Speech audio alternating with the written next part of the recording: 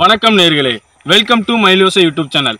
நாம் இன்னைக்கு பார்க்க போகிற பதிவு என்னென்னா, தமிழ்நாடு கேரளா பார்டரில் அமைந்துள்ள புளியரையில் மக்களிடையே மிகவும் பிரசித்தி பெற்ற வழிகாட்டும் மாளிகைப்பாறை ஸ்ரீ கருப்பசாமி திருக்கோவில், அந்த கோவிலினுடைய சிறப்புகளையும் தல வரலாறுகளையும் பற்றி தான் நம்ம இந்த வீடியோவில் பார்க்க போகிறோம். வாங்க வீடியோக்குள்ளே போகலாம்.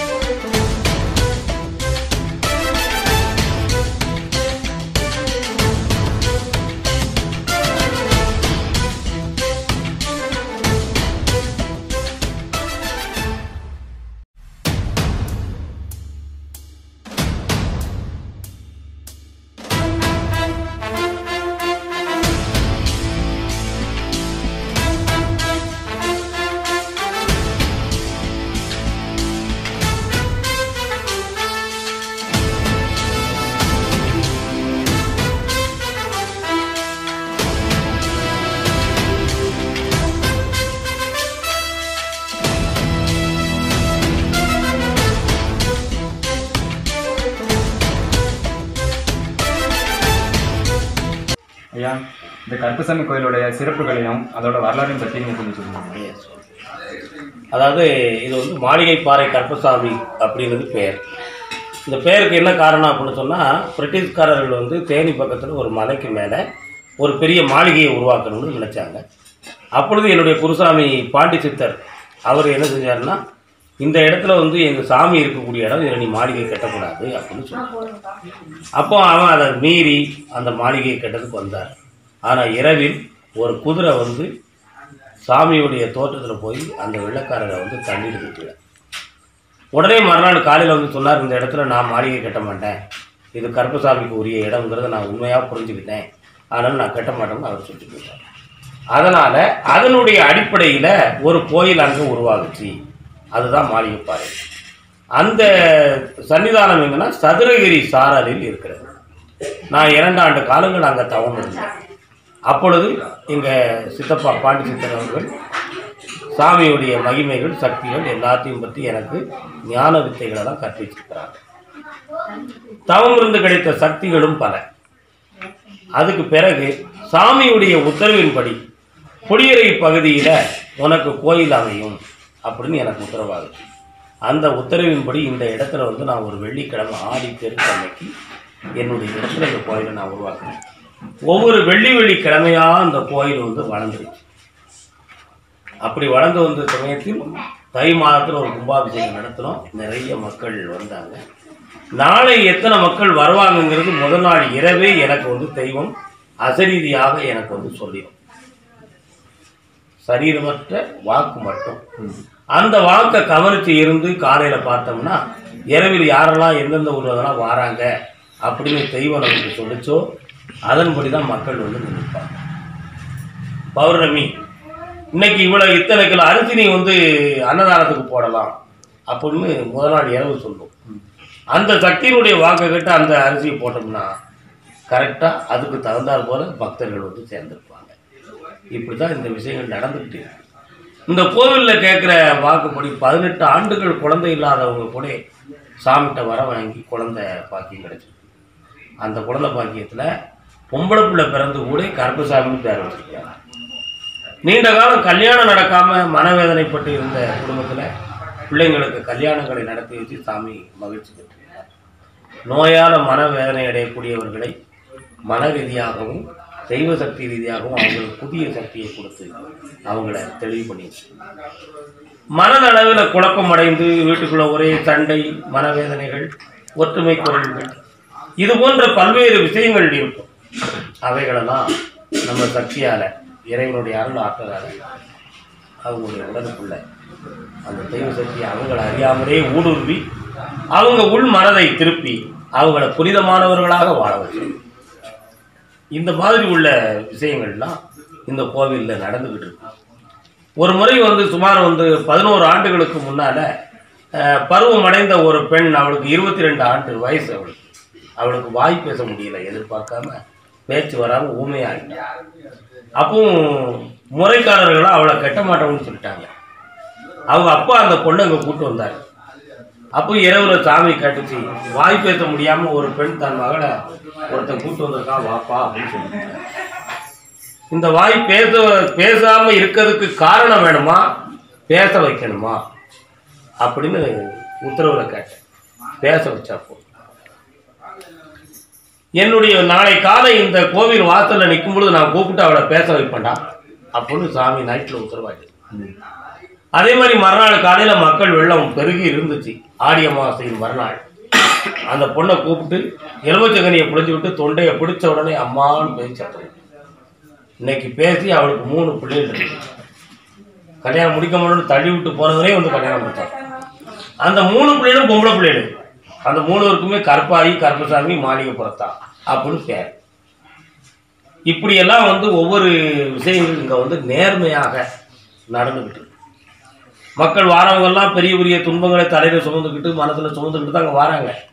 ஆனால் அவங்க அத்தனை பேரையுமே பூரண நம்பிக்கையின் சக்தியின் மூலமாக, அதாவது இங்கே வந்தோட சாமி சொல்லிட்டா நம்ம நல்லாயிருவோம் அப்படிங்கிற ஒரு பூரண நம்பிக்கையோடு வராங்க. அப்போ அவங்க சொல்லாமலே அவங்களுடைய துன்பங்களெல்லாம் நமக்கு விளக்கப்படுகிறது. அதை நம்ம சொல்லணும். அப்படி சொல்லும் பொழுது இது நம்ம சாமிகிட்ட சொல்லலையே, நமக்கு நடக்கிற விஷயம் இவருக்கு எப்படி தெரியும்? அப்போ அது தெய்வம் சொல்லாம தெரியுமா? அதனால சாமி நம்முடைய துன்பத்தை புரிஞ்சுக்கிட்டாரு, அதை நம்மகிட்ட சொல்லிட்டாரு.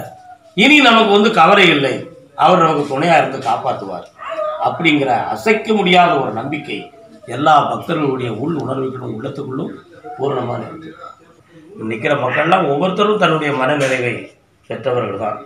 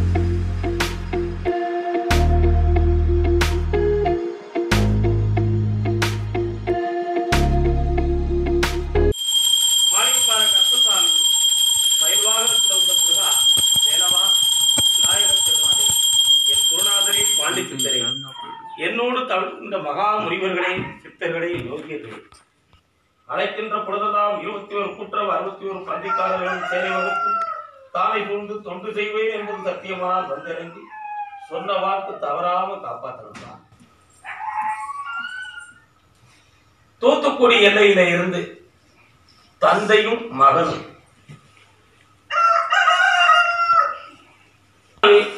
உன்னுடைய கட்டுமனையில சுமார் 1.5 ஆண்டு காலங்கள் பணத்தால சிக்கல், மன ஒற்றுமை குறைவால் குழப்பம், தொழிலாளர் தடை, இவை அனைத்தும் நடக்கும். ஆனால் இப்பொழுது ஏனென்று ஆராய்ந்து பார்க்கும் பொழுது 3 தலைமுறைக்கு முன்னால் இறந்து போன ஒரு ஆத்மாவனுடைய தவிப்பு உன்னுடைய குடும்பத்தை கொஞ்சம் வேதனையோடு வந்து சூழ்ந்து கொண்டிருந்தன. அவைகளெல்லாம் நீங்கி இப்போ புண்ணிய நிலைக்கு வந்துருச்சு.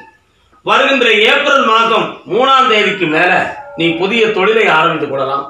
அதுக்கு வேண்டிய பணமும் கிடைக்கும், என்னுடைய உதவியும் உனக்கு கிடைக்கும். பக்கத்தில் வாப்பா. இப்ப இருக்கிற கடன்களையும் நீக்கி செம்மையா வாழ வைக்க, அதே மாதிரி வீடு சம்பந்தமான பிரச்சனையும் நீக்கி ஒற்றுமையா வாழ வச்சார். பட்டி எல்லையில இருந்து என்னுடைய மக்களும் நல்லா இருக்கணும், என் கடை வியாபாரமும் நல்லா இருக்கணும்னு கேட்டு வந்தவங்க. தடை செய்தாலும் எப்படியாவது முந்தி பிறைக்கு நான் தலைமைக்கு நிக்க வச்சிட்டேன். இன்னும் லாபத்தை உருவாக்கி பிள்ளைகளையும் காப்பாற்றி தான் போகலாம். செல்வமும் தார பிள்ளைகளை ஒத்துமையா வாழ வைக்கேன். சேர்த்தியாளுக்கு வேலையும் வாங்கி தரப்பா.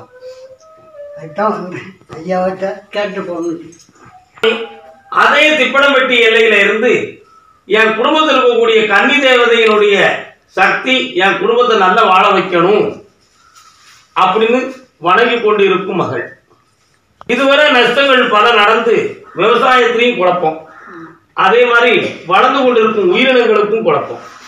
அவைகளெல்லாம் நீக்கி பிள்ளைகளையும் வாழ வச்சு தந்தா போதும்ல. கடன் படாம காப்பாற்றி தர வேற ஏதாவது அவனு கேட்டுக்கலாம். கடன் படாம காப்பாற்ற, ஆடு மாடு அரும்பு உதிராம காப்பாற்றி தரேன். திப்படம்பட்டி எல்லையில இருந்து புதுமையாக என்னை வணங்க வந்த மகன், உன்னுடைய கட்டுமனைக்கு நான் போய் பார்க்கும் பொழுது அருவாளை பிடிச்சுக்கிட்டு சொல்லமாடம்னு ஒரு சாமி வருது. நல்லா புரிஞ்சுக்காப்பா. ஏன் வரேன்னு கேட்டா, இவரை காப்பாத்துறதுக்கு எனக்கு உரிமை இருக்கு அப்படின்னு சொல்லி முன் வந்து நிற்கா.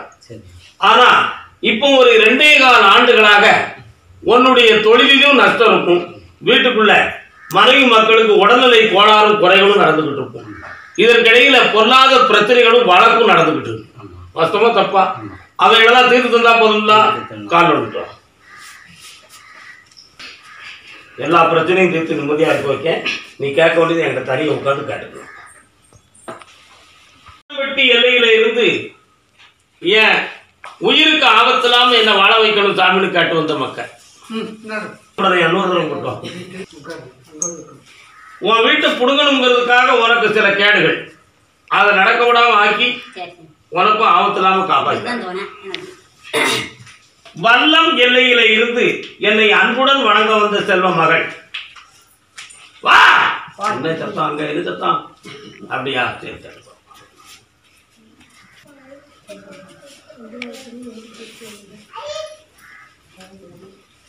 இதுவரை நான் கருப்பசாமி இந்த குடும்பத்துல முதல் மகள்ல இருந்து எல்லாரையுமே முறை தவறாம நான் காப்பாற்றி வந்துட்டேன். ஆனா இப்போ 2 பொம்பளை பிள்ளைகளும் கொஞ்சம் மனதுக்குள்ள கொஞ்சம் குழப்பத்தை வச்சுக்கிட்டு இருக்கு. வாஸ்தவமா தப்பா? மீண்டும் புரிதல் இருக்க ஊர்லயே போய் இருக்கலாமா, அல்லது இங்க எதுவும் பிழைப்புக்கு வழி இருக்கான்னு ஒரு கேள்வி ஒருத்தி உள்ளத்துல ஓடுது. இன்னொருத்தி என் வாழ்க்கைக்கு என்ன பதுன்னு ஒருத்தி கேட்டுக்கிட்டு இருக்கா. கால் எடுத்துவாப்பா. இப்படி ஒரு சத்தத்தை போட்டேன்னு கேட்டேன். கேட்டா வீட்டுக்கு பின்னால் இருக்கக்கூடிய சொல்லமாட சாமி பரவேசமாடனா அவருக்கு ஏதோ செய்யணும்னு கணக்கு வந்திருக்கு. அதனால அந்த குடும்பத்திலிருந்து செய்ய வேண்டியதை செஞ்சுட்டா பிரச்சனையை தீர்த்து தரேன், உதவியும் செய்தேன். நான் கருப்பசாமி கூட இருந்து காப்பாற்றி வெற்றியாக்கிட்டேன். மக்களுக்கு கொடுப்பேன். அரியபுரம் எல்லையில இருந்து அன்புடன் என்னை காண வந்த மகன், அரியபுரம் எல்லையில இருந்து உன்னுடைய கட்டுமனை எல்லைக்குள்ள போய் நான் பார்க்கும் பொழுது கழிந்த 6 மாதங்களுக்கு முன்னால உன்னுடைய விவசாய நிலத்துக்குள்ள குழப்பத்தை ஒருத்தன் உருவாக்கி வச்சான்.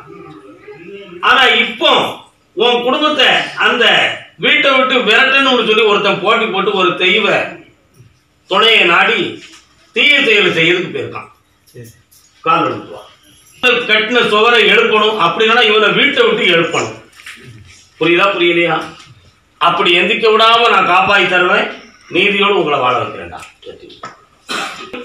வெங்கடம்பட்டி எல்லையில இருந்து என்னை வணங்க வந்த மகள்,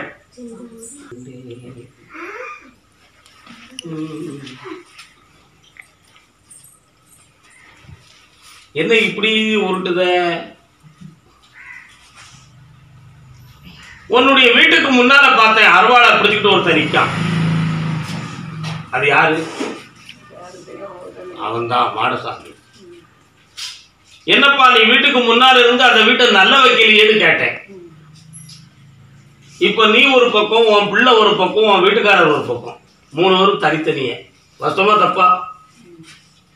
இது ஏன் காரணம்னு நான் கேட்டு பார்த்தா, என்ன திசை மாத்திட்டாங்கப்பா, இருக்க இடத்துல இருந்து என்ன திசை மாத்திட்டாங்கப்பான்னு ஒரு குரல் கேட்கு.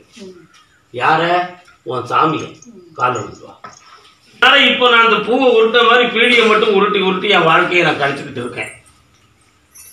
இப்போ அந்த நிலையில இருந்து மாத்தி உன் வீட்டுக்காரரை நான் துணையா கொண்டு வந்து வச்சிருந்தேன். பிள்ளைகளை உனக்கு உதவி செய்யவும் வச்சிருந்தேன். வேற என்ன செய்யணும்? போதுங்களா? அறுபதுராவை காப்பாத்தி வந்து சேர்க்கிற வெற்றி உண்டு. கணவன் மனைவி மலை சாய்ந்து போனால் சிலை செய்யலாகும், மனம் சாய்ந்து போனால் என்ன செய்யலாகும். வாங்க மக்கா, என் செல்வங்களே வாங்க, கள்ளமில்லாத பிள்ளைகள்.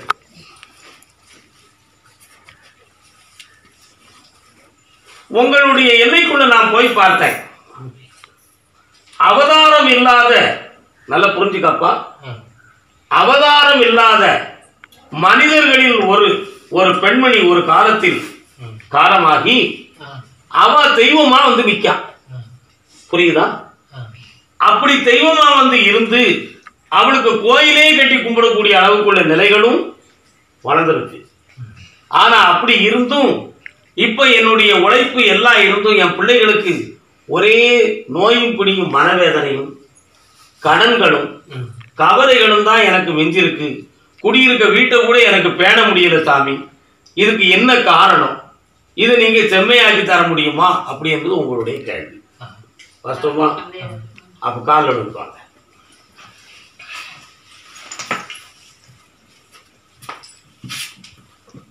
கேட்டு பார்த்தா கிரகங்கள் கொஞ்சம் இப்போதைக்கு சனி பகவானுடைய ஆதிக்கமும் சரியில்லாம இருக்கு.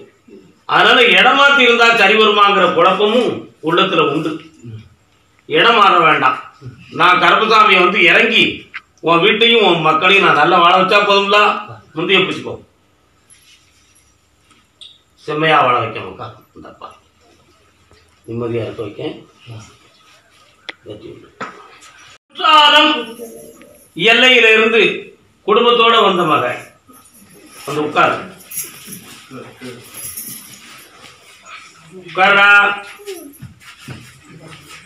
சுமார் 2.5 ஆண்டு காலங்கள் வீட்டுக்குள்ள தொழிலில் நஷ்டம், உறவில் குழப்பம், கடன்கள், மன துன்பங்கள், இவைகளெல்லாம் 2.5 வருஷம் இப்ப நடந்துகிட்டு இருக்கு. இப்போ இந்த நிலைகளிலிருந்து மாறணும். குடியிருக்க எனக்கு மனையும் வேணும். அதனால எனக்கு வளர்ச்சி தரணும் சாமின்னு உன்னுடைய கேள்வி. கால எடுத்துவாங்க. பிள்ளைகள்லாம் உட்காருங்க.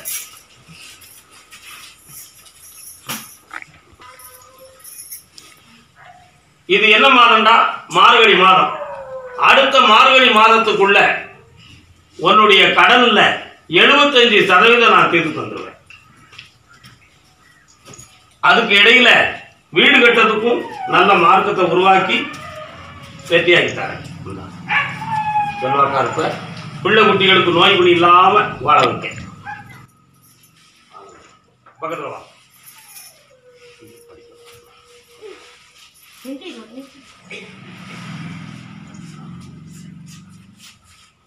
வாங்க வாங்க வாங்க மக்கா. குடும்பம்னு சொன்னேன். ஆனா அது பக்கத்துல இருக்கிறதுனால கும்பிடுதான். ஆனா அங்க வீட்டுக்குள்ள போய் பார்த்தா இருக்கங்குடி மாரியம்மன் கோயில் உள்ள விபூதியும் குங்குமமும் அப்படி குவிந்து கிடக்கு. ஆனாலும் அவளுக்கும் ஒண்ணு செய்ய வேண்டியது இருக்கு. அதை செய்யாமலும் கிடக்கு. உண்மையா இல்லையா? ஏய், கடாய எப்படாவிட்ட என்னைக்கு சொல்லு, எப்ப விட்டுவ? சரி, காலை விட்டுவோம். உங்களுடைய கட்டுமனைக்குள்ள நான் போய் பார்த்தேன். நல்ல அமைதியா அறிவுபூர்வமா கவனிச்சுக்கணும். எப்படி இந்த கடன்கள் எல்லாம் வந்துச்சுன்னு உங்களுக்கே தெரியாது. புரியுதா? சுமார் ஒரு 4.5 ஆண்டு காலங்கள் கழுத்தை பிடித்து நெருக்கியது போல உள்ள கடன்.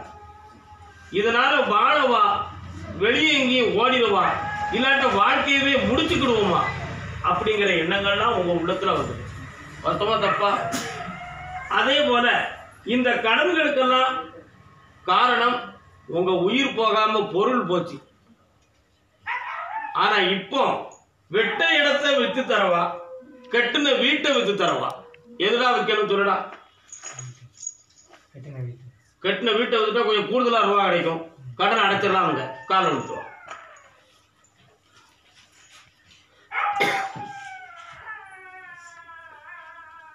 பக்கத்துல வா.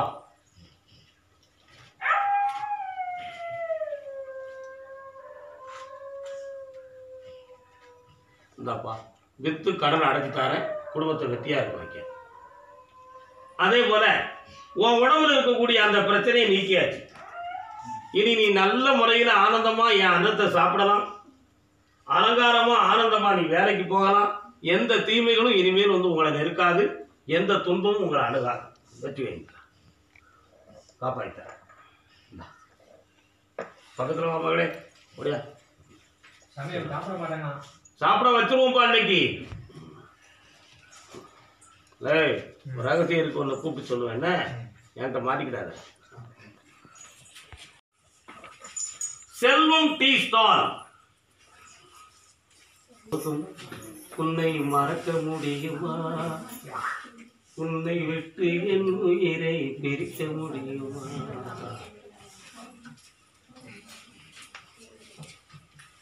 சுமார் ஒரு 4.5 ஆண்டுகளுக்கு முன்னால உங்க கடைக்கு செல்வம் டீ ஸ்டால் பேர் வச்சதே நான் தான்.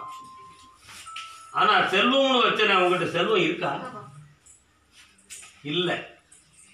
வாஸ்தவமா தப்பா? என்னப்பா கால் விட்டுருவான். ஒரு வாக்கு இந்த இடத்துல சொல்லி அந்த வாக்கு நிறைவேறுச்சுன்னா அந்த வாக்கை பெற்றவர்கள் என்னிடம் சரியாக நடந்திருக்கிறார்கள் என்பது பொருள். அந்த வாக்கு தெளிவாக நிறைவேறவில்லை அப்படின்னு சொன்னா அந்த வாக்கை இந்த இடத்துல இருந்து பெற்றவர்கள்ட்ட குறை இருக்குன்னு அர்த்தம். புரியுதா? எனக்கு போடக்கூடிய உண்டியல் மன நிறைவோட வந்து சேர்ந்துச்சு.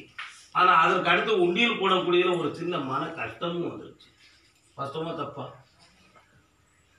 நீ எனக்கு எவ்வளவு கொடுத்தன்னு ஒரு கணக்கு இருந்தா நான் கொடுத்ததுக்கு ஈடே சொல்ல முடியாது. வாஸ்தவமா? சொல்ல முடியுமா?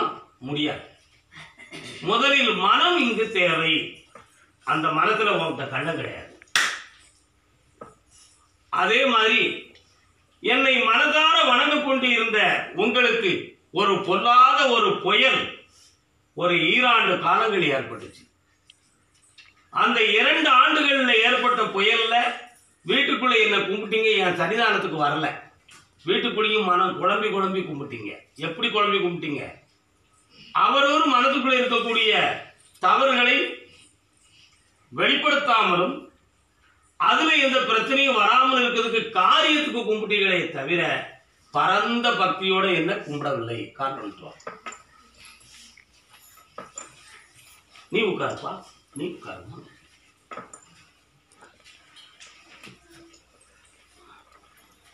இந்த வருத்த தை மாதத்தோட உங்க வீட்டில் இருக்கக்கூடிய வறுமை, பொருளாதார சூழ்நிலை, மனவேதனை அத்தனையும் தீர்த்து வைக்கணும்னு மேல இருந்து நீதிமானுடைய கட்டளை. அதனால இன்னைக்கு நான் கொடுக்கக்கூடிய வாக்குல யாரும் தவறக்கூடாது. நல்லா புரிஞ்சுக்கணும். யாரும் என்ன செய்யக்கூடாது? தவறக்கூடாது. அப்படி தவறாமல் இருந்தால் அடுத்த தை மாதத்துக்குள்ள கோடி பணம் உன் வீட்டில் குவிந்து கிடக்கும். செல்வங்களும் இருக்கும், மன நிறைவுகளும் இருக்கும். அப்படி என்ன வரம் அப்படின்னு தெரியணும் இல்லையா? நீ கால் பண்ணு.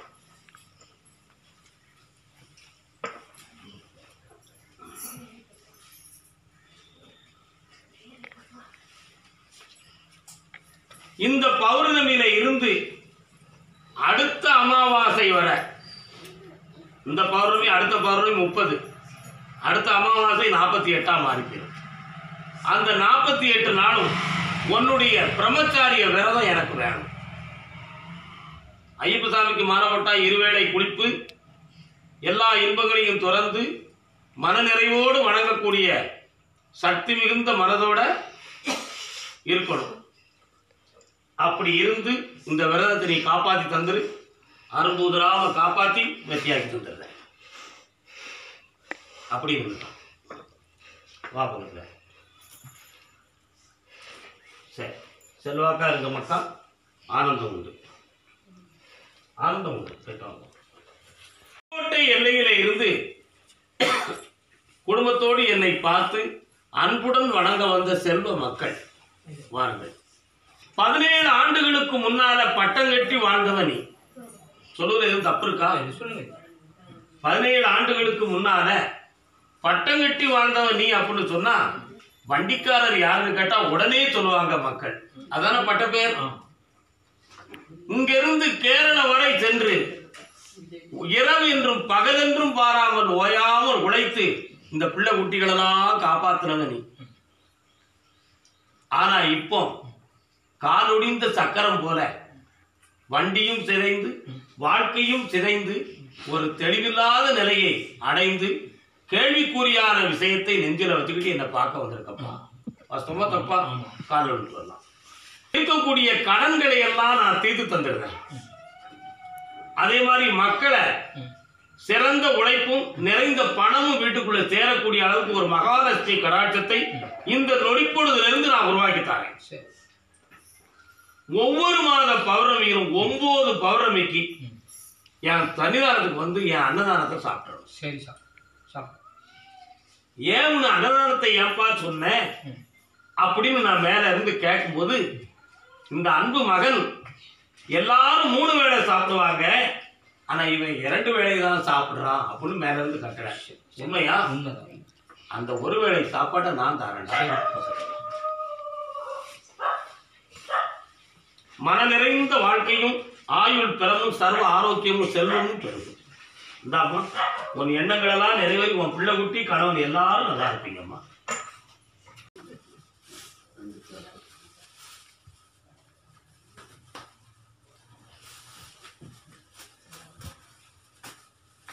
கலசம் வச்சு கும்பிட்டது யாரு? கும்பிட்டீங்களா? கலசம் வச்சிருந்தீங்களா? இடையில யார் வீட்டுக்கு போய் கலசம் வச்சிக்க? யாரோ கலசம்லாம் வந்திருக்காங்க. நீ வச்சியா? இதாப்பா, யாராலும் உனக்கு எந்த தீமையும் நடக்காது, ஒன்னாலும் யாருக்கும் எந்த தீமையும் நடக்காது. என் காப்பும் என் சக்தியும் உனக்கு துணை. வெற்றி உண்டு. இந்த பிள்ளைகளெல்லாம் அரும்புதராம காப்பாத்து சகல கோடி செல்வங்களையும் நீங்கள் எத்தனை வருஷமா இருக்கீங்க? இதெல்லாம் நீங்கள் பண்ண நன்மைகளை பற்றி நீங்கள் சொல்லுங்க.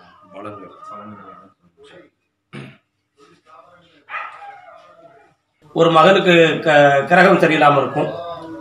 அப்பா சொல்ல கேட்க மாட்டான், அம்மா சொல்ல கேட்க மாட்டான். பிள்ளைகள் சரியில்லைன்னு சொல்லி வருத்தப்பட்டுக்கிட்டு இருப்பாங்க. அவங்க வருவாங்க. அப்போ உடனே நம்ம சொல்ல, இந்த மகனை என்னம்மா செய்யணும்?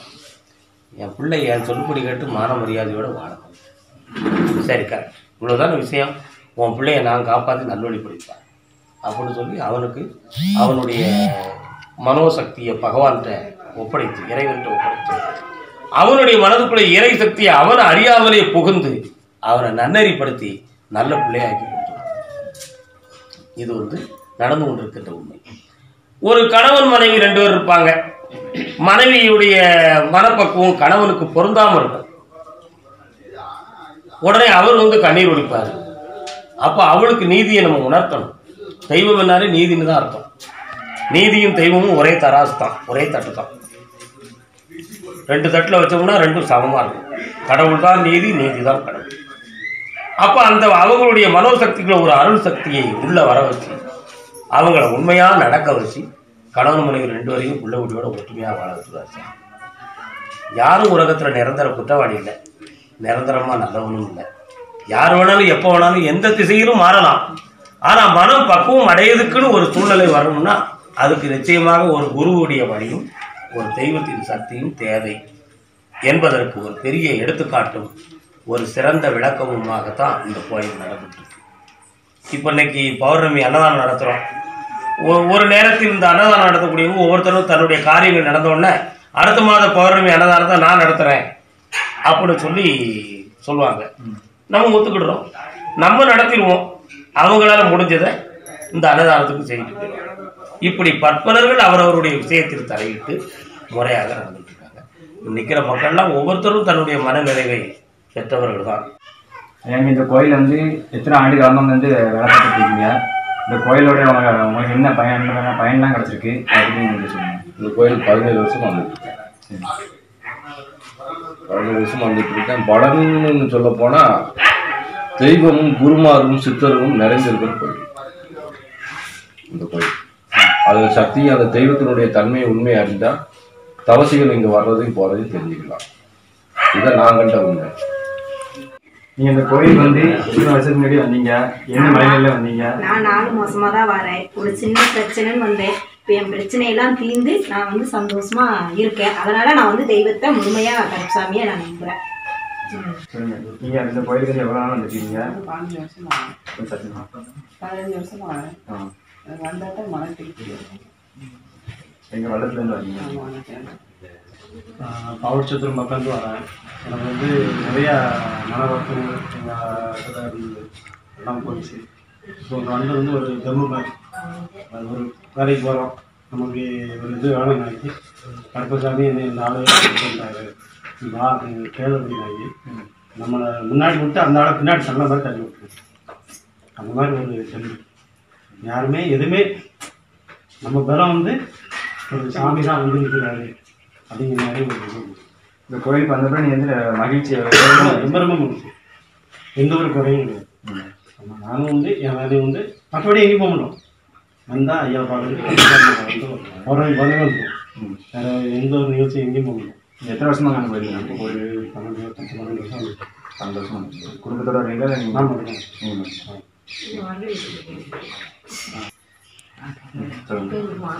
எங்கள் அம்மா கிறிஸ்டின் தான். நான் இங்கேயும் இந்த மாதிரி தான் வந்துட்டேன். இங்கே வந்த பிறகு தான் உண்மையாக சொல்கிறேன். இந்த கோயிலுக்கு வந்தப்போ மன நிம்மதியே கஷ்டங்கள்லாம் கண்டிப்பாக தெரிஞ்சிச்சு. அதெல்லாம் தெரியும். நம்ம உண்மையாக இருந்தால் உண்மையாக கிடைக்கும். எத்தனை வருஷம் வந்து கோயிலுக்கு வரீங்க? 10 வருஷம் மேலே 10 வருஷத்துக்கு மேலே. குடும்பத்தோட வந்துடும். சரி, 10 வருஷம் எப்போவுமே குடும்பத்தோட வரீங்க? குடும்பத்தோட வந்து இது வந்து எங்களுடைய கருப்பசாமி கோயிலில் எங்கள் கருப்பசாமி வரம் கொடுத்து நடக்க முடியாதவங்கெல்லாம் நடந்துட்டாங்க. அதே மாதிரி வாய் பேச முடியாதவங்கெல்லாம் இந்த கோயிலில் ஊமைகள்லாம் வாய் பேச வச்சு எத்தனை பேர் நடந்துருக்காங்க. ரொம்ப உடல்நிலை சரியில்லாமல் தூக்கிட்ட வந்து கொண்டு வந்து கோயிலில் வந்து போட்டிருக்காங்க.